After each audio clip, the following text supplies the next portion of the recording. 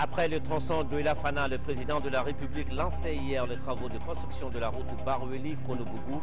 20 km qui vont coûter plus de 4 milliards de francs CFA au budget national. Élection législative au Maroc, sauf surprise, les résultats définitifs attendus ce soir même devraient donner une large victoire au PDJ, le Parti pour la justice et le développement. Et puis à découvrir dans ce journal les Miss régionales de Caille, Mopti et Kidal. Elles seront au rendez-vous de la grande Miss ORTM 2011 prévue le 3 décembre prochain ici à Bamako. Voilà pour les titres de cette édition, mesdames et messieurs, bonsoir, bienvenue. Le président de la République qui entame demain lundi une visite officielle au Royaume des Pays-Bas. C'est sur une invitation de la reine Béatrice, une visite de 3 jours qui permettra aux deux pays de réaffirmer leur coopération et de lancer de nouvelles bases. La coopération entre le Mali et les Pays-Bas est diversifiée. Le Royaume intervient au Mali dans des domaines comme la gestion de l'eau, le développement rural, la sécurité alimentaire, la santé, le développement social, l'éducation. Amadou Toumani Touré sera donc accompagné d'une forte délégation composée de représentants de plusieurs domaines de coopération. Le point des relations entre les deux pays, c'est avec notre envoyé spécial, Tchessira Dambélé.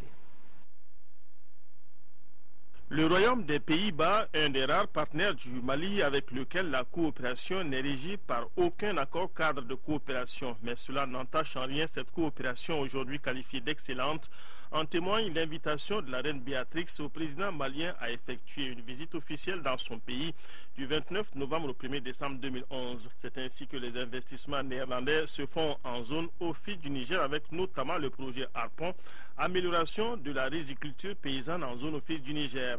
Plus de 118 milliards de francs CFA d'investissement en 20 ans qui ont contribué à renforcer la viabilité financière de l'office du Niger. La coopération néerlandaise, c'est aussi l'aménagement des plaines pour l'irrigation par l'inondation contrôlée, la gestion des pesticides, l'appui à la mise en œuvre de la loi d'orientation agricole, la promotion des exportations de mangue. Dans le domaine de la santé, les Pays-Bas interviennent entre autres à Dioïla, Kangaba et dans les soins de santé primaire à Ségou et Sikasso. Cela sans compter l'appui budgétaire sectoriel pour le financement du programme de développement social et sanitaire PRODES. Si les Pays-Bas ont évolué vers les appuis sectoriels, ils sont présents également dans l'éducation où 140 autres milliards ont été apportés au programme spécial d'investissement de l'éducation PIS entre 2006 et 2011. Culture, gouvernance et réforme de l'État font partie des domaines d'intervention du Royaume des Pays-Bas au Mali avec les activités de la SNV, le programme de réhabilitation de l'architecture en terre de Djéné.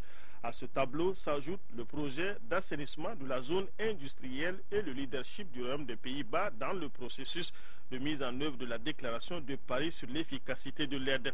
En 2010, l'appui budgétaire général des Pays-Bas au Mali se situait entre 6 milliards et demi et 10 milliards de francs CFA. Cette visite du président Amadou Toumani Touré au Royaume des Pays-Bas est une belle opportunité pour les deux pays de dégager les voies et moyens de renforcer davantage les relations bilatérales. Et à l'occasion donc de ce voyage du président de la République, Amadou Toumani Touré, pour une visite officielle aux Pays-Bas, le protocole de la République invite à l'aéroport international de Bamako-Senou. Demain lundi, 28 novembre 2011, les membres de la délégation présidentielle à 13h, les membres des corps constitués désignés à 13h30. Le décollage de l'avion présidentiel est prévu pour 14h. Le président de la République, qui est donc sur les chantiers du désenclavement, hier matin, Amadou Toumani Touré, lançait les travaux de construction de la route Fana-Douala.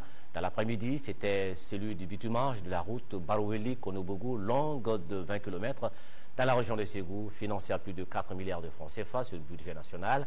Cette route va contribuer à améliorer les conditions de vie des populations et accroître les capacités de commercialisation des producteurs locaux. Nos envoyés spéciaux, Daouda Sidiki Diara et Dembawan.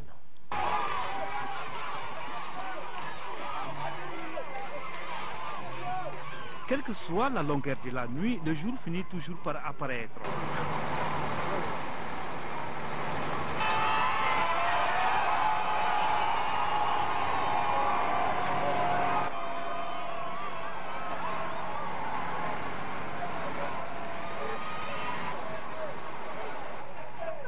Ce jour tant attendu par les populations de Barouli est celui de ce samedi qui est consacré au lancement des travaux de construction et de bitumage de la route Barouli-Konobougou.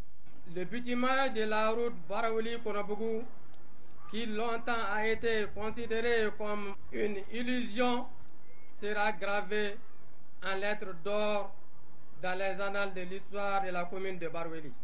Ce bitumage donnera sans nul doute un souffle nouveau à l'essor économique, social et culturel de la commune de Barouli.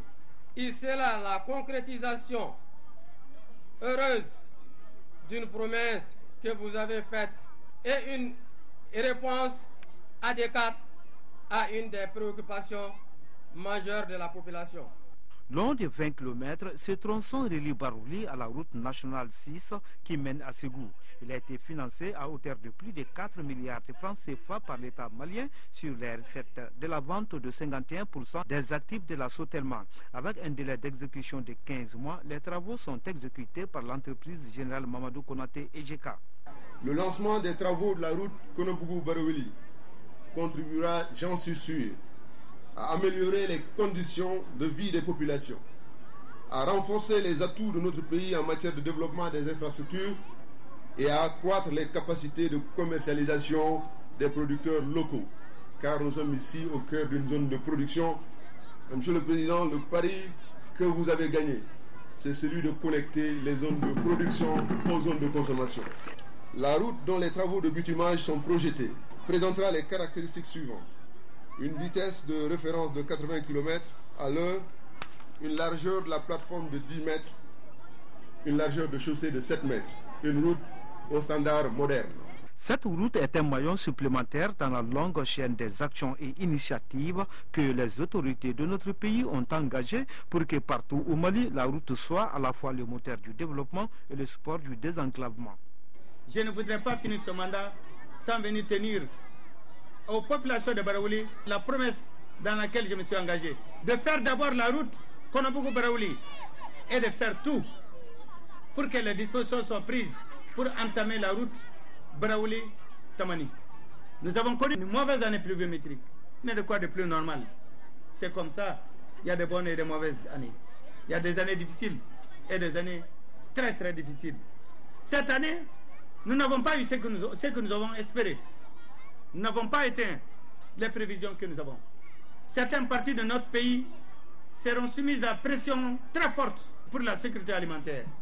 Mais je voudrais ici rassurer nos élus, rassurer notre administration, rassurer nos populations que toutes les mesures seront prises. Toutes les mesures seront prises pour assurer la sécurité alimentaire et de répondre aux besoins de nos populations, aussi bien qu'en aliments humains, qu'en aliment bétail, aussi bien que l'énergie.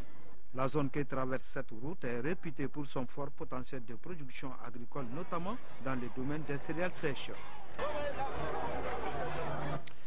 Les membres du secrétariat permanent du 3e forum du réseau africain des partis de gauche africains étaient reçus en audience ce matin par le président ATT.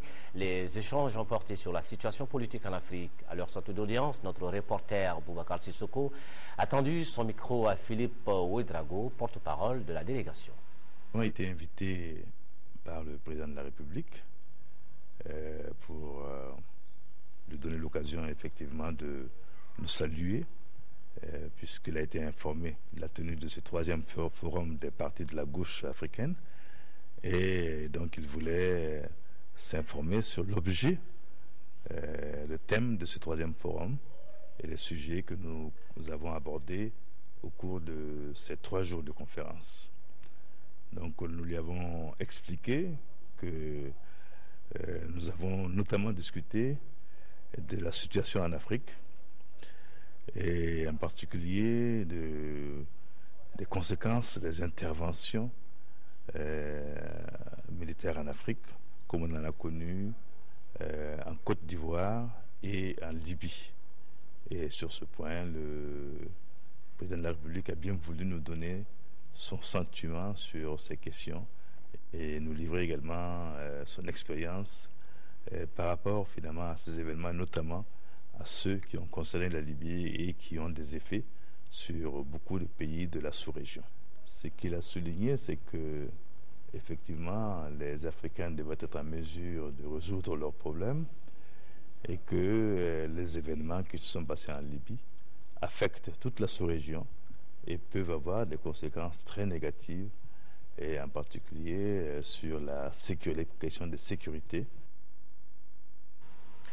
Et puis, vous avez pu suivre hier et aujourd'hui encore dans nos différentes éditions la déclaration présidentielle à Douala sur la situation sécuritaire du pays. Ici, nous vous proposons quelques extraits saillants de cette adresse. D'abord, la condamnation ferme des actes de banditisme et de terrorisme dans notre pays. Sur Ibrahim Keïta. Mes chers compatriotes, c'est avec une grande peine, comme chacun des Maliens et des Maliennes. C'est avec une grande peine pour tous nos amis, tous ceux qui aiment ce pays, que j'évoque ici, à Douala, pour le Mali et pour l'extérieur du Mali, les douloureux événements que nous avons connus à Ombori.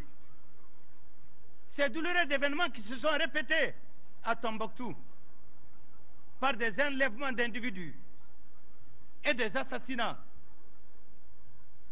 Chez nous, au Mali, l'hôte est sacré. Nous sommes peinés. Et nous sommes profondément touchés par cet événement crapuleux et inqualifiable. Je renouvelle tout d'abord mes condoléances les plus attristées, d'abord aux parents des victimes et aux autorités de leur pays, des pays amis du Mali. Et nous condamnons tous ensemble, Maliens de l'intérieur et de l'extérieur, nous condamnons fermement cet acte odieux avec la plus grande fermeté. La crise libyenne qui cache et alimente des nouvelles et des anciennes ambitions, avertit le président de la République. La crise libyenne, il faut le rappeler, par ses effets collatéraux, a engendré une dissémination d'armes de tout genre, des armes individuelles, des armes collectives, anti-chars, des pièces d'artillerie, des moyens antiaériens, aussi bien que des moyens de mobilité. Ce n'est pas des armes, c'est aussi des armées qui se sont déplacées dans la bande sahélo-sahélienne pour prendre pied dans les pays riverains. Et notre pays connaît également ce phénomène. Cette crise, alimentée par la dissémination des armes vidrées, c'est surtout la dissémination des armes qui a plutôt alimenté les menaces déjà existantes dans la bande sahélo-sahélienne, des menaces que nous connaissons déjà. Pour faire de cette bande sahélo-sahélienne le plus grand magasin d'armes du monde, et surtout à bon marché. Cette descente d'armes et d'hommes ont créé certains phénomènes. Je retiendrai deux. D'abord, cela a créé de nouveaux rapports de force extrêmement importants. Mais d'autre part, cela aussi a nourri de nouvelles ambitions et nourrit également des vieilles ambitions. Si des mesures idoines ne sont pas prises immédiatement, la crise ira au-delà des frontières et des imaginations. À chacun donc de s'assumer, à marteler Amadou Toumani Touré à Douala. Cette situation déjà préoccupante dans une zone très fragile, mais à rude épreuve, la sécurité nationale et l'intégrité des pays riverains du Sahara, l'intégrité de la sous-région, et certainement, si des mesures ne sont pas prises, demain, nettement plus loin, c'est-à-dire au-delà des océans et des mers. À cet égard, le Mali réaffirme ici, à mon nom, au nom de l'ensemble des Maliennes et des Maliens, sa détermination et son engagement à entreprendre toutes les actions que commande la situation afin de garantir la paix, la sécurité et surtout la stabilité qui est la principale richesse de notre pays et qui est également gage de progrès et de quiétude. Aussi, Le Mali exhorte la communauté internationale. Il faut bien qu'on leur parle. La communauté internationale doit analyser l'impact grave de la crise post-libyenne sur les autres pays. Si certains disent que la guerre de Libye est terminée, je ne peux que m'en réjouir. Mais seulement il faut qu'ils sachent que d'autres guerres, certainement, seront ouvertes si toutes les mesures ne sont pas prises pour les endiguer immédiatement. Ceux qui viennent pour la paix et la sécurité, ils sont la bienvenue. Ceux qui hésitent, nous ferons tout pour les convaincre. Mais nous n'accepterons pas, et nous n'accepterons jamais, que des armes étrangères viennent avec des armes étrangères inonder notre bande sahélo-sahelienne et agresser nos pays. Cela, nous ne l'accepterons en aucune manière.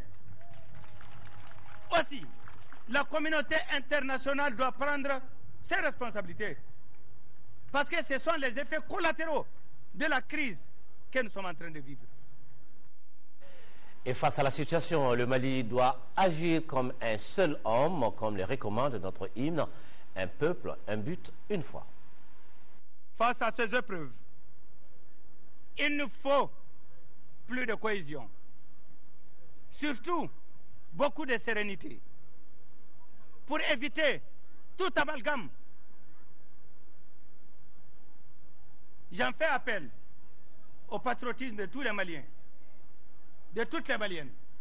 Nous devons nous engager, comme le dit notre hymne national. Nous devons être debout. Nous devons taire nos petites querelles politiciennes inutiles. Nous devons serrer les rangs autour d'un objectif essentiel et principal. La protection des biens et des personnes, l'intégrité territoriale, l'unité nationale et la cohésion de notre pays. Tous ceux qui sont d'accord pour ce principe, nous serons d'accord avec eux. Ne faisons pas l'amalgame, ne nous trompons pas, ne faisons pas le jeu de certains. Nous devons rester unis, Maliens, blancs comme noirs, tous ensemble, pour un Mali unique et seul, pour un but et une foi, pour un seul peuple. Mes chers compatriotes, je ne manquerai pas de renouveler ma confiance en nos forces armées et de sécurité. Je connais ces régions nord comme certains anciens combattants. Des régions difficiles, des régions rudes, des régions immenses. Je connais la dimension de notre armée. Je connais ses moyens et ses capacités. Je suis soldat moi-même. J'appréhende. Je dis à nos forces armées de sécurité, vous avez un devoir cardinal, un devoir impératif de sauvegarder d'abord la cohésion et l'unité, d'assurer l'intégrité territoriale de notre pays et de détruire sans mesure ni état d'esprit tout bandit nuisible qui va à l'encontre des intérêts de ce monde civilisé. Quoi qu'il advienne, le rendez-vous électoral de 2012 aura bel et bien lieu, avis présidentiel aux sceptiques. Mes chers compatriotes, nous devons continuer, et cela, il faut que ça soit clair dans l'esprit de chacun. Nous devons continuer ardemment la préparation des élections générales de 2012 pour une alternance réussie dans le cadre d'élections présidentielles et législatives transparentes et impartiales. Et cela dans les délais constitutionnels impartis. Que Dieu m'entende, quelle que soit la situation, les élections seront organisées et un nouveau président de la République du Mali sera élu. Voilà des extraits de la déclaration faite hier à Douala par le président de la République, Amadou Toumani Touré, sur la situation sécuritaire dans notre pays. Extrait choisi par Sori Ibrahim Keïta.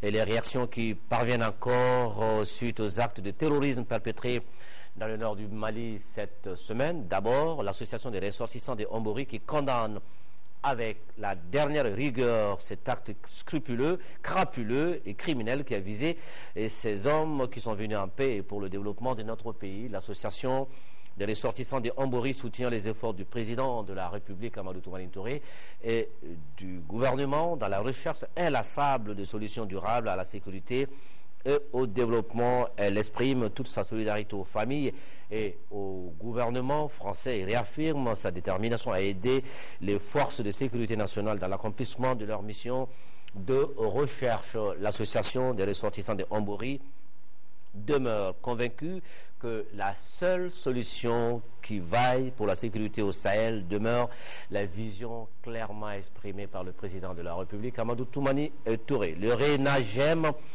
partage la douleur des familles des victimes et condamne ces actes barbares qui ternissent l'image de notre pays et qui sapent les efforts des Maliens et des Maliennes pour le développement, la paix et la stabilité de notre pays. Le réseau national de la jeunesse du Mali assure les plus hautes autorités de notre pays de l'engagement et du soutien sans relâche de la jeunesse malienne pour l'unité, l'intégrité du Mali et pour la sauvegarde de nos nombreux acquis. Le Parti pour la solidarité et le progrès, PSP, condamne avec la plus grande fermeté les actes terroristes perpétrés à Hambori et Tombouctou.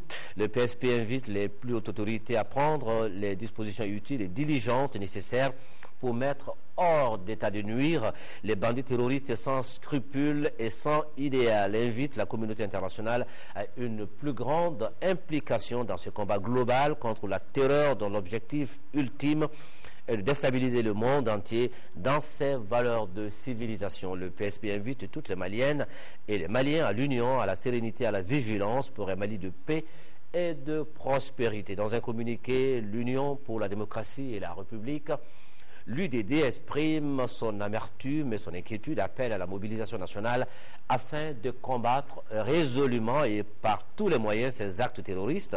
Le parti réaffirme sa disponibilité pour toute action nationale et internationale pour préserver la sécurité des Maliens et les hôtes du Mali. Actualité à l'étranger, élections législatives au Maroc, sauf surprise, les résultats définitifs de ces élections législatives confirmerait la large victoire des islamistes modérés qui, pour la première fois dans l'histoire moderne du pays, devraient accéder au gouvernement et le diriger même. Selon les résultats officiels de plus des 2/3 des circonscriptions cet après-midi, le PJD est déjà crédité de 80 sièges contre 47 dans l'Assemblée sortante pour le scrutin de vendredi dernier. Les résultats définitifs pour les 395 députés de la Chambre devraient être connus ce soir même. Le calme au petit matin dans les rues de Casablanca. Le succès des islamistes du PJD ne fait pas frémir les Marocains. C'est même la satisfaction qui domine. Ils ont de la légitimité par rapport aux autres partis. Même si ce sont des islamistes, on est sûr qu'il n'y aura que du bien après. Ils vont nous donner notre chance.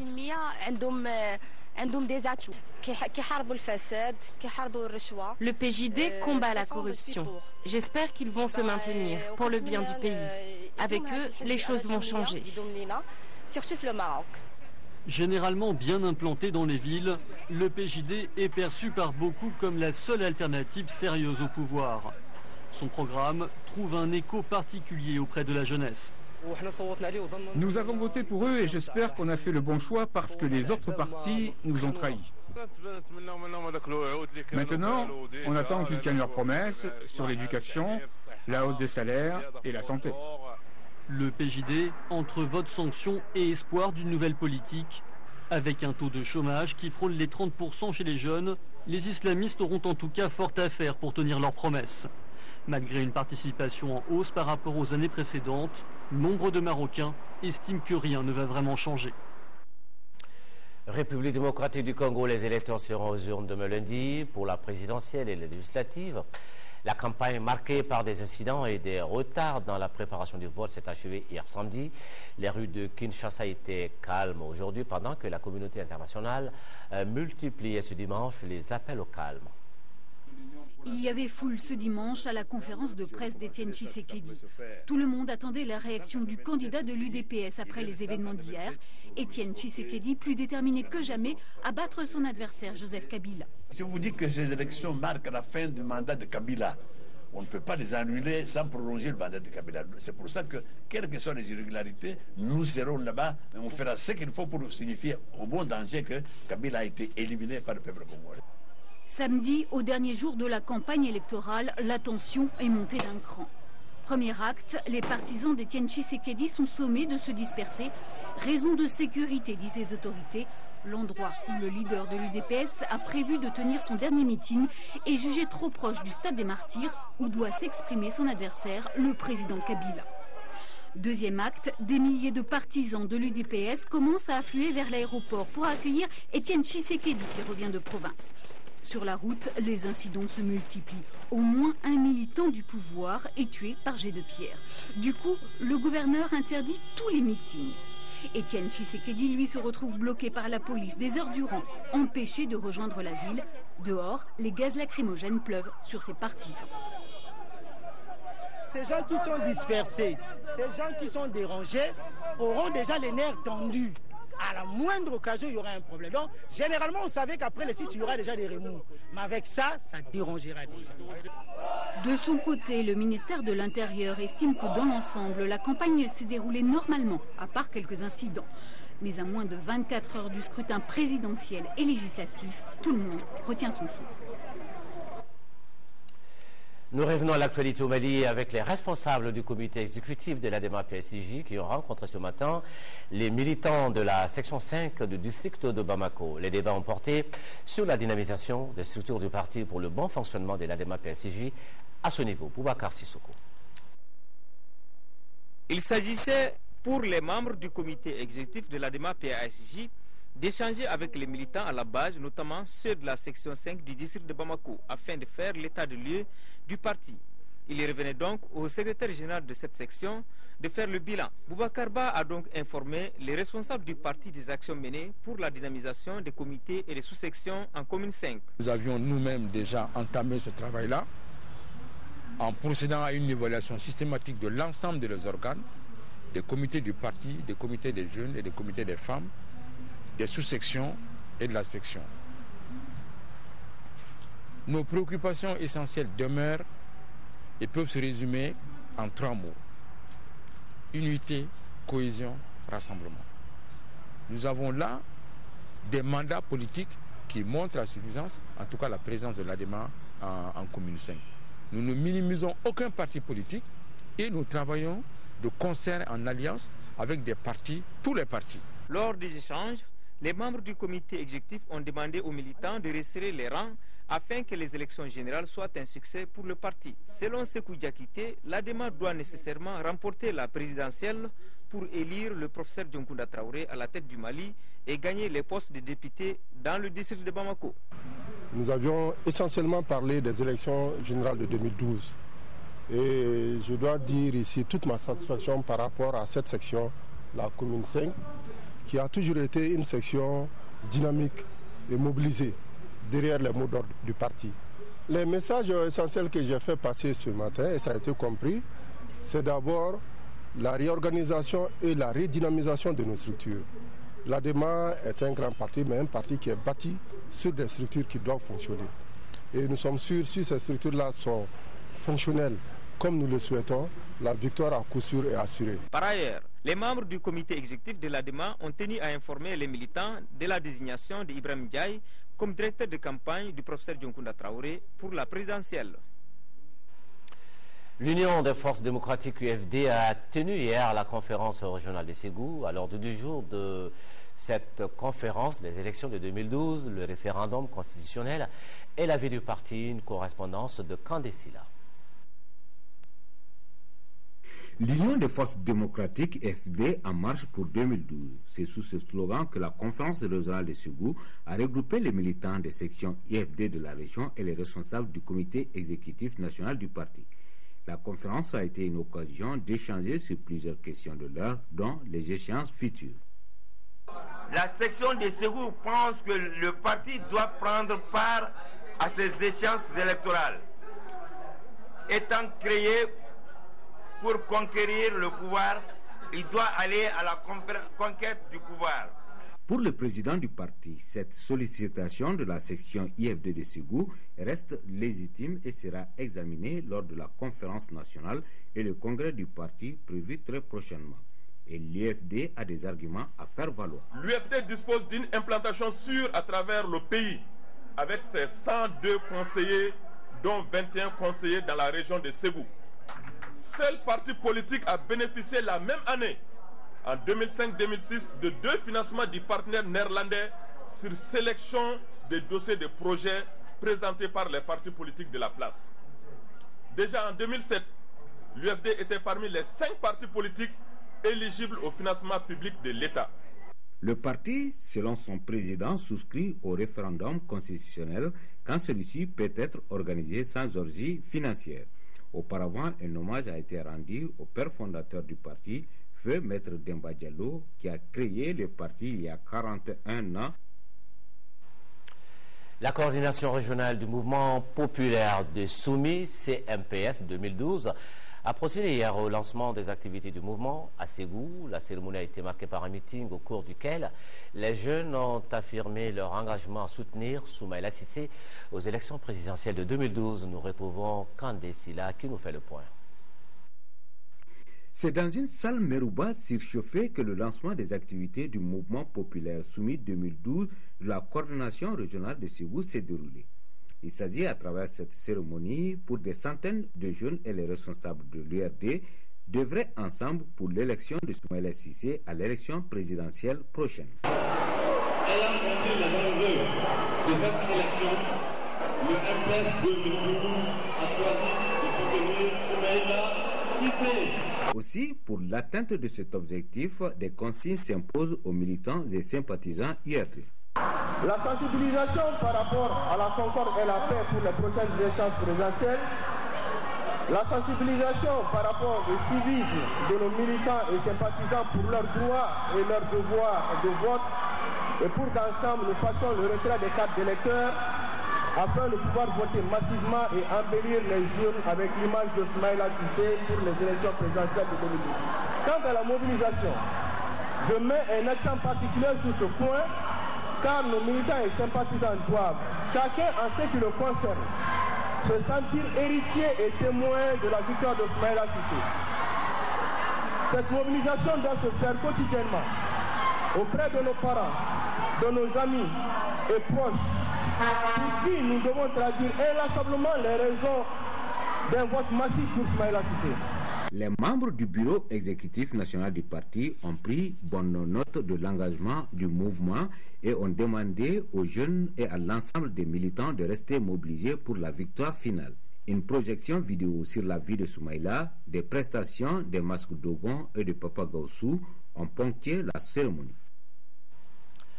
Le programme de gestion décentralisée des forêts, le GDFOR, dote ces communautés encadrées d'outils de développement. Une association de la commune de Garalo a reçu une centaine de ruches pour la production du miel et la commune de Manakoro a été dotée d'une unité de traitement des noix de karité pour la production du beurre. Le ministre de l'Environnement et de l'Assainissement, le professeur Tchemoko Sangaré, s'est rendu dans ces localités. C'était pour aller remettre ces outils. Adama Koulibaly est allé avec lui. Des moyens sont recherchés pour les communautés habitant aux abords des forêts afin d'éviter la destruction des espaces, surtout des forêts classées. Les responsables du département de l'environnement, entourés de ceux du programme GDFOR, sont venus remettre aux populations de la commune de Garalo des outils de production de miel. Après Garalo, le ministre de l'Environnement est reçu par les populations de Manankoro à plus d'une centaine de kilomètres de Bougouni. Le professeur Tchemoko Sangaré devait procéder à l'inauguration du centre de transformation de noix de karité pour la production du beurre de karité.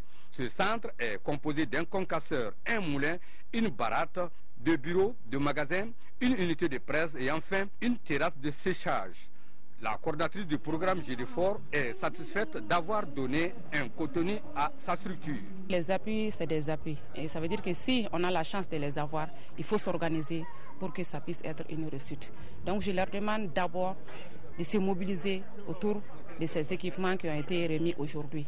de faire en sorte que ça puisse réussir et pour elles-mêmes aujourd'hui et pour les enfants demain. Parce que ce n'est pas fait seulement pour elles-mêmes, c'est fait pour elles-mêmes, les enfants demain. Donc je pense qu'elles doivent d'abord mieux se mobiliser, mieux se concerter. Le programme est cofinancé à hauteur de plus de 5 milliards 374 millions par la Norvège, la Suède et le gouvernement du Mali. Si le ministre de l'Environnement se réjouit des réalisations en faveur des populations, il n'a pas oublié de prodiguer des conseils aux bénéficiaires. J'ai suivi l'évolution des travaux du programme de gestion décentralisée des forêts à l'occasion de son récent comité de pilotage. Le premier objectif qui était recherché, qui était l'implication des collectivités, est atteint. Tout ce qui est en train d'être fait est prévu pour être géré de façon collective par les communautés. Et la condition de la réussite en ce moment, c'est qu'au sein des communautés puisse prévaloir l'entente. Le programme de gestion décentralisée des forêts couvre 3 régions du pays, Kaï, Koulikoro et Sikasso, pour une durée de 3 ans et demi. Il a pour mission d'atténuer la pauvreté des populations rurales, aussi les inviter à participer à la protection de l'environnement. Le retour des animaux de la transhumance sera désormais célébré dans la zone office du Niger et ce sera sous le générique d'égal de l'office. C'est le village de Eremakono, Sorowele, dans le cercle de Nyono, qui a été choisi pour célébrer cette première édition placée sous la présidence du ministre Bokari Treta de l'élevage et de la pêche. Correspondance au Moussokora Konate. Le dégal est un mot peul qui signifie la fête de retour des animaux de la transhumance. La célébration d'une telle fête traditionnelle est un événement important dans la culture peul. Le dégal de l'office vise à sensibiliser les différents acteurs pour une gestion maîtrisée des ressources naturelles et encourager les éleveurs pour la modernisation de l'élevage par l'adoption de la culture fourragère et l'amélioration des races. Nyono est la porte d'entrée et le passage de la presque totalité des animaux du delta. La terre, elle est une. Il y a une période où elle va être consacrée à l'agriculture et une autre période où elle va être consacrée à l'exploitation des pâturages. Ceux qui ont compris cela, je pense, sont sur la bonne voie et nous pensons qu'il faut bien les encourager. Au-delà de la manifestation culturelle, le retour des animaux est une occasion d'encouragement des bergers qui ont bravé les adversités de la nature avec beaucoup de sacrifices et d'abnégation. Nyono a ajouté sa touche particulière à cet encouragement en ajoutant des critères de vaccination, de respect des itinéraires des pistes de transhumance et la culture de la complémentarité avec les agriculteurs. 3 prix d'un montant total de 500 000 francs CFA ont été décernés aux 3 meilleurs bergers par le ministre.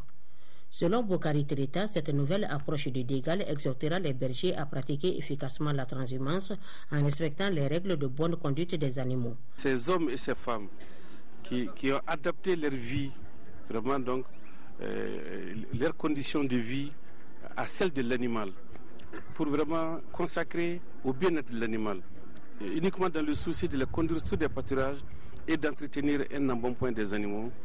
Quand ceux-ci viennent, on n'a pas de mots pour les remercier pour ce qu'ils font pour eux et pour la nation. Les critères de sélection des animaux nous ont impressionnés. Nous allons nous impliquer pour que cette fête soit perpétuée tous les ans, pour qu'elle gagne en importance. Ainsi, par ces dégâts, les jalons sont posés pour un élevage plus moderne dans la zone office du Niger. Bon vent au dégal de l'office. Et nous restons avec les nouvelles du monde rural avec le cercle de Kita qui a besoin de 17 000 tonnes de céréales et cela pour éviter une éventuelle crise alimentaire. L'information a été donnée au président de la PECAM, Bakari Togola, qui a entamé hier une tournée dans la région de Kaï. C'était pour évaluer la campagne agricole 2011-2012. À Kita, le président Togola a visité certains champs avant de rencontrer les producteurs. Une rencontre au cours de laquelle il a invité ses interlocuteurs à une bonne utilisation des récoltes et les autorités à prendre des mesures urgentes pour réglementer l'exportation des céréales. Première étape de la visite du président de la PECAM à Kaï, c'est avec nos envoyés spéciaux, Bourama Traoré et Mamadou Sidibé. Le président de l'Assemblée permanente des chambres d'agriculture du Mali reprend son bâton de pèlerin. Première destination, le village de Mananko, situé à 6 km de la ville de Kita. Le président Bakari Togola est venu voir et apprécier les 14 hectares de coton de Django Konaté. Ce producteur qui a suivi à la lettre les conseils des encadreurs s'attend à une production d'1 tonne de coton graine à l'hectare. Normalement, on doit avoir 1 tonne à l'hectare. Parce qu'on a déjà fait 4 traitements. Nos encadreurs, ils étaient fréquents chez nous. Bon, ils nous donnaient des conseils. On a même suivi des conseils. Pour la campagne agricole 2011-2012, le SEC de Kita tablait sur une production de 42 000 tonnes de coton graines. Malheureusement, cette quantité ne sera plus atteinte. À l'origine, l'installation tardive des pluies et leur mauvaise répartition dans le temps et dans l'espace. Pour Kita, on avait une prévision de production de 42 000 tonnes. Malheureusement, aujourd'hui, on n'est pas très loin de 30 000 tonnes. Et cela à cause du déficit pluviométrique qui a fait, sinon les superficies sont là. On a effectivement emblavé la superficie qu'il fallait pour atteindre les 42 000 tonnes, mais malheureusement la pluie n'est pas venue. Concernant la production céréalière, la situation n'est pas reluisante. D'un constat général, seulement 3% des producteurs du SEG peuvent s'attendre à une bonne récolte. De l'avis des responsables du secteur d'agriculture, il faut aujourd'hui 17 000 tonnes de céréales pour éviter une éventuelle crise alimentaire dans la localité. Il y a 17 000 tonnes à mangue à gagner ici. Donc il faut rapidement voir avec les autres régions ceux qui ont des stocks pour que rapidement on puisse mettre à la disposition de Kita et que le gouvernement doit continuer à mettre des banques de céréales et mettre l'argent au niveau des producteurs pour que les céréales ne s'en sortent pas. Ce qu'on a entendu ici aujourd'hui, le sac de maïs 100 000 francs la tonne et le sorgho 250 francs le kilogramme. Je pense que ça c'est très élevé déjà. Juste après la visite des champs, les présidents de l'APECAM et les producteurs se sont retrouvés dans la salle de conférence de la maison de jeunes de Kita. Objectif, poursuivre les discussions autour de la mauvaise campagne agricole 2011-2012 et réfléchir à de nouvelles stratégies pour combler les déficits céréaliers. Voilà, le président de l'APECAM, Bakary Togola, qui poursuit donc sa tournée dans la région des Caraïbes pour évaluer la campagne agricole 2011-2012. L'Association malienne des gestionnaires des ressources humaines célèbre aujourd'hui sa journée nationale. Le thème retenu est la qualité des ressources humaines, facteur clé de la performance des entreprises et organisations. La dite du journée a pour objectif de promouvoir le management des ressources humaines au Mali. Brahima Kone. L'Association malienne des gestionnaires des ressources humaines, AMAGRH, s'engage à promouvoir le management des ressources humaines au Mali. Cela à travers l'utilisation et la vulgarisation des outils et des méthodes modernes de gestion des hommes. C'est pourquoi le thème principal retenu pour cette première édition de la Journée nationale des ressources humaines est la qualité des ressources humaines, facteur de la performance des organisations. Ce thème est assez général. Il nous offrira ainsi l'occasion de nous appesantir sur l'importante problématique de la formation professionnelle avec un point précis sur la question de la formation en GRH dans notre pays et ailleurs. Plusieurs autres thèmes ont été abordés au cours de cette journée. Les thèmes aussi que nous avons retenus pour la journée, notamment la problématique de la formation professionnelle, l'évolution du rôle des DRH dans notre pays, aussi bien dans le secteur privé que public, sont aujourd'hui des thèmes d'actualité qui nous ont permis d'échanger notamment avec les gestionnaires des ressources humaines de la fonction publique. Il est apparu indispensable, selon le secrétaire général du ministère du Travail et de la fonction publique, de passer de la gestion du personnel à une gestion plus professionnelle des ressources humaines. C'est ainsi que le 16 novembre dernier, pour la première fois dans l'histoire de la République du Mali, un cadre unique de spécialistes voués à la gestion des ressources humaines a été créé par le Conseil des ministres. Et les agents relevant du dit cadre se sont vus dotés d'un statut particulier leur permettant d'avoir un plan de carrière. Cette journée se veut un espace d'échange pour soutenir une réforme, celle de l'instauration des directions des ressources humaines dans l'administration publique conduite par le commissariat au développement institutionnel. La coalition des jeunes pour un Mali nouveau a été portée sous les fonds baptismaux, c'était hier. La coalition qui regroupe plus de 150 associations veut contribuer au débat sur le projet de réforme constitutionnelle, mais également donner son point de vue sur tous les grands sujets d'intérêt national. Un reportage de Agali Ag Agissa. La coalition des associations de jeunes pour un Mali nouveau qui vient de lancer ses activités regroupe 160 associations selon ses membres. Elle veut contribuer au développement du pays à travers des actions citoyennes. Notre cadre de concertation ira bien au-delà des réformes politiques. Sur tous les sujets d'intérêt national, nous serons appelés au sein de la coalition à réfléchir et à prendre position. Nous avons mandaté une commission pour réfléchir qui nous a présenté un document qu'on appelait un document cadre de la coalition et qui met en exergue un certain nombre d'activités que nous avons décidé de mettre en œuvre dans le cadre de la coalition pour soutenir les réformes politiques. La dernière activité que nous envisageons d'entreprendre, c'est maintenant descendre sur le terrain en ce moment, d'aller rencontrer nos camarades, leur expliquer la pertinence du projet de réforme politique et les inviter effectivement à y adhérer. Le directeur national adjoint de l'Intérieur, Mouriba Sinaeko, a salué cette initiative avant de rappeler les défis à relever pour réussir l'organisation des élections 2012.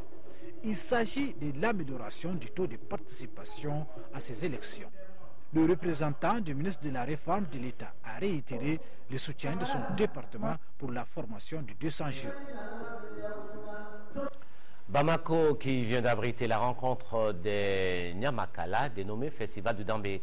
Une première édition qui a duré une journée, au cours de laquelle les Nyamakala, venus de toute la région du Mali, ont exprimé la volonté de sauvegarder l'art du Nyamakala, et cela à travers une symphonie. Ça s'est passé au CICB, et Tamsir Diabaté est allé suivre pour moi l'actualité.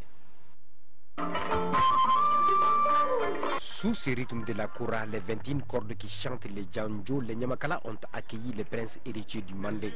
En effet, la magie de la parole des Nyamakala, la puissance de leur verbe reste et demeure un moyen de dissiper les haines. C'est ainsi que l'on a envie de donner la parole à cet instant précis aux gardiens de la tradition. Le rôle et la place du Nyamakala sont dégagés de façon conséquente pour se préoccuper de la noble et exaltante mission de préserver les valeurs sociétales.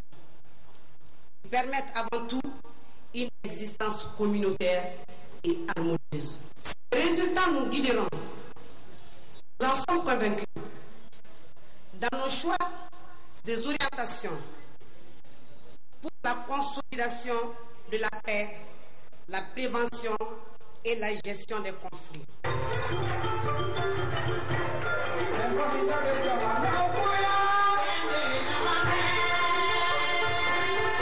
Cette première édition du festival Nyamakala Dambé se veut un espace d'échange et de partage entre les nobles et les Nyamakala.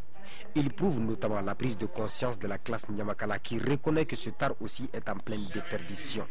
Et le message du ministre de la Culture pour la circonstance est clair. Cher Nyamakala, continuez à user de ces opportunités et de ces valeurs ancestrales pour rester, comme vous aimez à le dire, des aiguilles servant à coudre les déchirures, à résoudre les familles, à panser les plaies des hommes, à rapprocher les couronnes.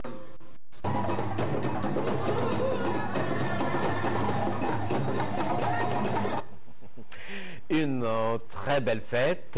Maintenant, nous arrivons aux nuits, au RTM. Le dernier virage est amorcé par toutes les postulantes à la couronne de la mise au RTM finale prévue pour le samedi 13 décembre prochain. Ce sera ici à Bamako. Et ce soir, nous découvrons d'autres représentantes régionales. D'abord, celle de Kaye. Elle s'appelle Nene Kanouté. Elle a 18 ans. Elle est élève au lycée Dougou Kolo Konaré. Elle a été élue dans la cité des rails. C'était lors de la soirée qui s'est déroulée le vendredi au stade Abdoulaye Makoro Sissoko. Mahamadi Alou Bari nous en parle. La voilà, Miss ORTM Kaye 2011. Elle s'appelle Nene Kanouté, 18 ans, 1m78 pour 50 kg, élève au lycée Dougou Kolo Konaré de Kaye. Elle enlève la couronne de Miss ORTM Kaye 2011 à l'issue d'un concours qui a mis en compétition 6 belles jeunes filles. La belle Néné a 48,5 points. Je suis très contente d'être Miss de Kaye. Alors je dédie ma victoire à ma maman qui m'a aidée moralement, physiquement, qui m'a soutenue durant tout l'entraînement. Alors je suis très contente, je suis très émue. Nene Kanouté a comme première dauphine Salimata Kamisoko, 40,7 points, et deuxième dauphine Fatou Dia, 40,4 points. La Miss et ses deux dauphines ont été choisies par un jury composé de 5 membres après une course marathon qui les a vues défiler avec 3 tenues différentes. C'est là, dans un stade d'Abdoulaye Makoro Sissoko rempli de monde, cette nuit a comblé les attentes. Les nuits au RTM sont l'occasion idoine pour les travailleurs de l'ORTM de consolider leurs relations avec le public en s'ouvrant à lui davantage. C'est le lieu pour le comité syndical de saluer l'esprit de franche collaboration, empreint de respect mutuel de la direction régionale, pour qui la passion du service public n'est pas un vain mot. Nous avons assisté à une très belle soirée. Également, le choix qui a été porté sur Mademoiselle a été un choix unanime et tout le public l'a apprécié. Et donc, nous ne pouvons que féliciter le comité syndical de l'ORTM pour cette initiative et nous souhaitons vraiment bonne chance à Mademoiselle Kanouté qui va représenter la région à Bamako. La belle Néné gagne ainsi une moto Jakarta plus un billet d'avion Kai Paris Kai. La deuxième dauphine, une moto Jakarta plus prix spécial du directeur de l'ORTM Kai. Et la première dauphine, une moto Jakarta plus prix spécial Ben Dia Photocolor. Les artistes Madjari Dramé, Tonton Idriss et certains artistes de la place, mais surtout les femmes communicatrices étaient eux aussi de la fête. Ils ont émerveillé le public soit avec leurs chansons, soit avec leurs sketchs. Maintenant, direction Mopti, là-bas, c'est mademoiselle Boni Sindia. Elle est étudiante en première année communication. Elle défendra donc les couleurs de la région à la phase finale des nuits ORTM 2011. Ça sera ici donc, bien sûr, le 3 décembre prochain, samedi 3 décembre. Elle a été donc élue lors de la nuit traditionnelle, la traditionnelle nuit ORTM au stade Barema à Bokoum, correspondant de Yaya Bokoum. Yaya Maïga. C'est bien mademoiselle Boni Sindia qui est couronnée Miss ORTM Mopti 2011. Ce ne sont pas seulement ses 18 ans, sa taille de 1,65 m, son éloquence et son teint naturel qui ont séduit le jury et le nombreux public qui était au rendez-vous au stade Barema Bokoum. Mais avant tout, le sourire et la capacité à s'exprimer de Miss ORTM Mopti 2011 qui est aussi étudiante en première année communication à l'université de Bamako. Les premières et deuxièmes dauphines s'appellent Ramata Sissé, élève en 9e année à l'école Mamadou Tolo 2 de Bandiagara, et Fatmata Diara, étudiante en 2e année à la faculté des sciences juridiques et politiques de l'université de Bamako. Pour Miss ORTM Mopti 2011, son ambition première, c'est d'inscrire la Venise malienne au palmarès des nuits ORTM le 3 décembre prochain à Bamako. Je suis très émue par l'honneur qu'on vient de me faire et je vous promets de m'investir corps et âme pour que la Miss ORTM 2011 vienne de notre région, c'est-à-dire Mopti. La nuit ORTM Mopti 2011 aura comblé toutes les attentes au regard de la beauté, du charme et de l'éloquence de l'ensemble des 10 postulantes, mais aussi et surtout de la pertinence des messages véhiculés. Les thèmes, c'est des thèmes d'actualité, surtout pour notre région. La biennale qui constitue vraiment une de nos préoccupations essentielles. Et surtout aussi, parler aussi des élections de 2012. Cette année, l'organisation de l'événement a rencontré 2 difficultés majeures. Il s'agit de l'inscription tardive des candidates et la timidité des annonceurs à nous accompagner. Je m'en voudrais si je ne rendais pas hommage ce soir, un hommage mérité à la présidente de la Fondation pour l'enfance, Madame Touré Lobo Traoré, qui, en plus du soutien financier important, a offert des cadeaux à la Miss et à ses 2 dauphines. Côté récompense, la Miss ORTM Mopti 2011 a empoché la somme de 500 000 francs CFA, 300 000 francs CFA pour la première dauphine et 200 000 francs pour la deuxième dauphine. Chacune des autres postulantes a reçu un prix d'encouragement et plusieurs autres cadeaux. L'ambiance aussi fut à son comble avec Master Soumi, Massaran Kouyaté et Dri Menta, 3 jeunes artistes qui sont des modèles de réussite pour les jeunes. D'autres artistes locaux ont également contribué à rehausser l'ambiance de cette fête de la beauté mopticienne. Maintenant, plus au nord, à Kidal, là-bas, il y avait 15 postulantes et c'est mademoiselle Foukéna Tita, elle a 18 ans.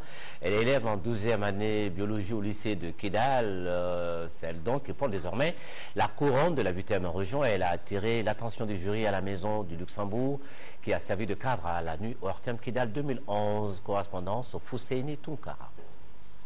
La région de Kidal vient de choisir celle qui doit la représenter à la grande finale des nuits ORTM. La voilà. Elle s'appelle Foukéna Tita, 18 ans, élève au lycée Ataïr Aguili de Kidal en classe de 12e année sciences biologiques.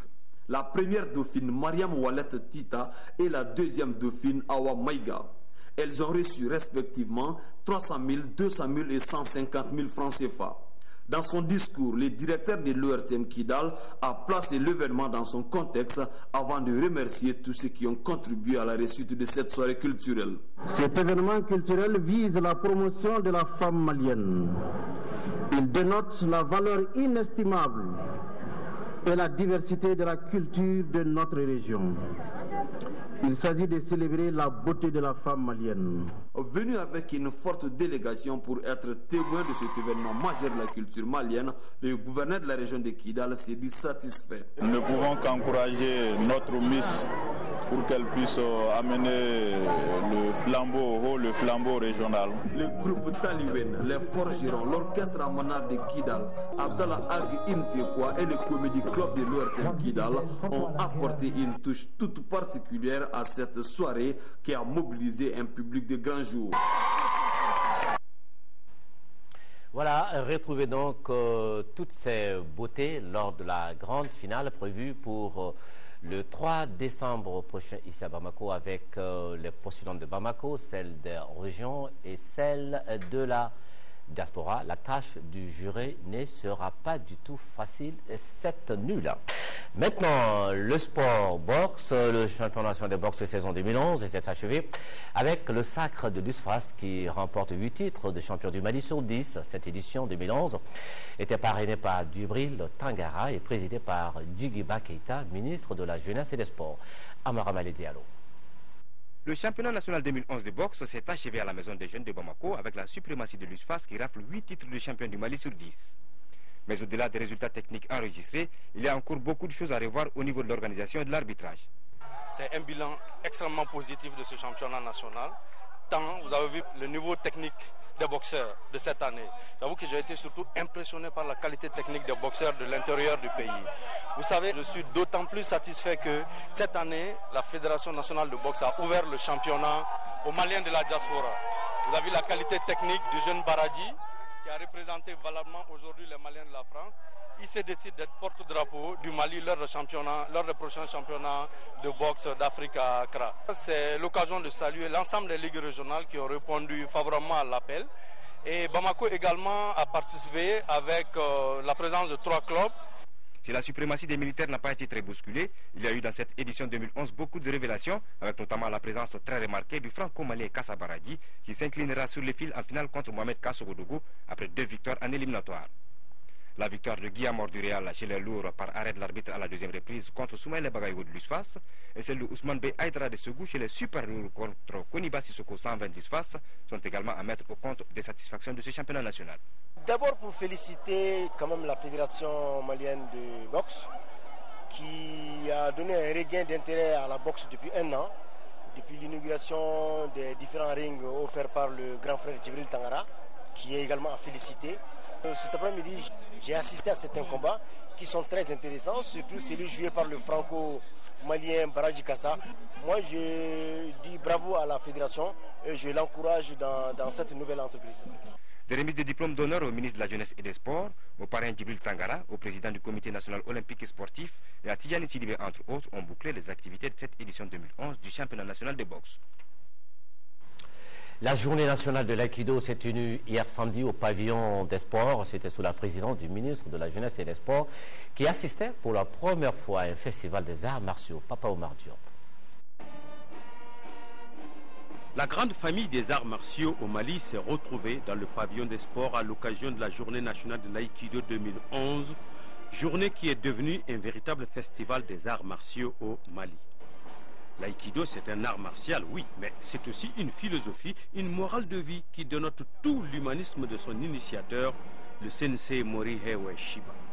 En effet, l'aïkido est un art martial japonais moderne créé par Osensei Morihei Ueshiba entre 1925 et 1960.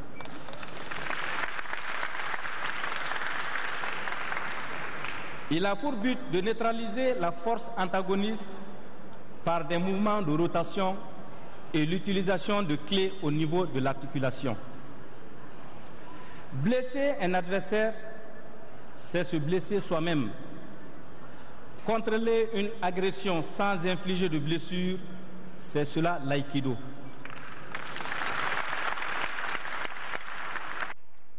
La soirée avait un programme bien huilé désormais. Tout commence avec les pratiquants d'aïkido dans l'exercice incontournable des chutes. D'abord avec les tout-petits, très applaudis, mais aussi les adultes, des maîtres porteurs de hakama.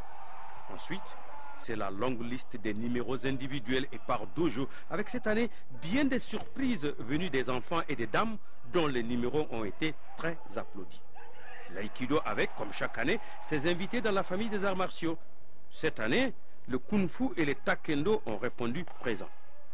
À la fin des exhibitions, c'est un ministre des Sports très satisfait et ravi de découvrir pour la première fois que nous avons rencontré. Il a rencontré, oui, lui, une autre facette de la pratique sportive au Mali. Radio et processus électoral en Afrique, c'était le thème du Festival Ondes de Liberté 2011 et qui s'est achevé vendredi dernier ici à Bamako. C'est également le thème de l'émission Questions d'actualité de ce soir. Des participants du Burkina Faso, de la Côte d'Ivoire et du Mali qui sont les invités de cette émission. Vous en dirons davantage. Questions d'actualité, c'est aux alentours de 21h30, animé par Niaza Koulibaly. Puis nous vous rappelons que le président de la République entame demain, lundi, une visite officielle au Royaume des Pays-Bas. C'est sur invitation de la reine Béatrice, une visite de 3 jours qui permettra aux deux pays de raffermir leur coopération et de lancer de nouvelles bases à l'occasion donc de ce voyage du président de la République. Le protocole de la République invite demain lundi, 28 novembre 2011, les membres de la délégation présidentielle à 13h, les membres des corps constitués désignés à 13h30. Le décollage de l'avion présidentiel est prévu pour 14h. Les autres rendez-vous avec le journal demain, 10h-13h, Daïsi Soko, 18h-20h, Nyanya Aliou Traoré. Merci de rester sur leur tien. Bonsoir.